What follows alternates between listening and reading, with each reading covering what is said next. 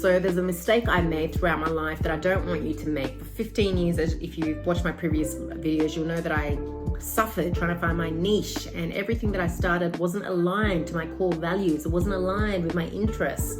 I thought I was interested. I tried to fool myself into thinking I was interested. I was passionate for a little while, but I was driven by money. Yes, we all want to make money, and yes, you can be successful even if you're not very passionate on a subject. I've asked many people this question: can you be successful without being passionate? The answer is yes, but if you're intuitive/creative like me, you're going to want to feel authentic. You're going to want to work in flow state. You're going to have trouble being consistent long term if you're really not passionate. So my key takeaway to this video is, don't choose something because you think you'll look smart online, because you think that it makes money because other people are doing it. Don't do it because you think that there's a need in the market. Do something and pick your content pillars and define and create your personal brand based on the things that you actually are interested in, that you would love to learn more about, that you get excited to share with other people, that you think will change somebody else's life or will help somebody else out. You don't have to know everything today. You learn, you implement in your own life, and you share, you document the journey, and day by day you get better and better, and your authority grows, your community grows, and you're able to link different products and services to your personal brand and what it is that you're delving into. Don't pick something because of money. An example of a mistake that I made was a long time ago when I was younger, and I started a digital marketing agency. Naively and boldly, I said, I can do it. I've got marketing experience. I had no idea in regards to everything that I know today. I started a marketing agency. I want to provide Instagram ads, Facebook ads, Google ads, SEO, website design and development. That's a lot of services that I wasn't even a master in. I had no experience in putting together a team, in running an agency. I had to learn a lot of things on the go. I failed and I lost passion. I had no passion in talking about Facebook ads and analytics day in and day out. I feel like there's deeper things to life. And that's why I love what I do now, personal branding, and helping people break free from enslavement of the 9 to 5 or the 9 to 10, and to create and design a life that they love, and to wake up with money in their account rather than work hourly or depend upon projects and people to get paid. I'm passionate because it all is interconnected to my core values, to my way of life, to my belief systems.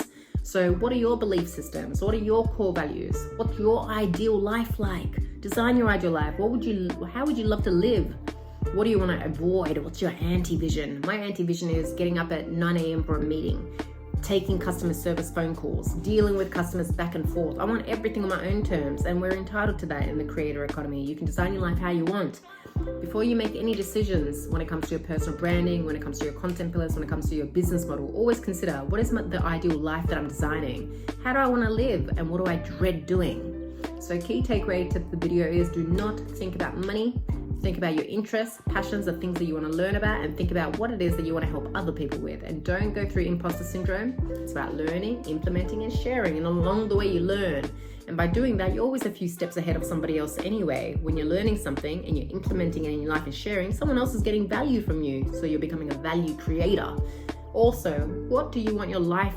Approach personal branding as your life's work. Even if you choose to go down the route of, I want to create a themed account all about one topic, for example, keto, or for example, how to grow your glutes, for example. Okay, fair enough. If that's what you want to do, do it. But always approach it from the angle of, will I have the motivation, the passion to keep going on with this? Can I productize it? Am I adding value? Do I enjoy it? Now I'm going to leave you with one more example of something that I hated. When I launched Pink and Savage, I didn't have it all together, to be honest. I didn't have the knowledge that I had today. And I'm going to be teaching that in one of my courses in regards to how to craft offers that really resonate with your target market, how to identify a problem and come up with a solution rather than just winging it, creating a product and saying, hey, we're in the fitness industry, here's some fashion apparel. There's a lot of competition out there. So Pink and Savage was an example of a brand that got created to begin with because the intention was money. Don't start something because of that. Now then, later on down the track, I felt as though I had to create fitness content. I felt like me as a startup had to be in the gym, working out, filming workouts. When I'm not a PT, I'm not trying to be a gym rat.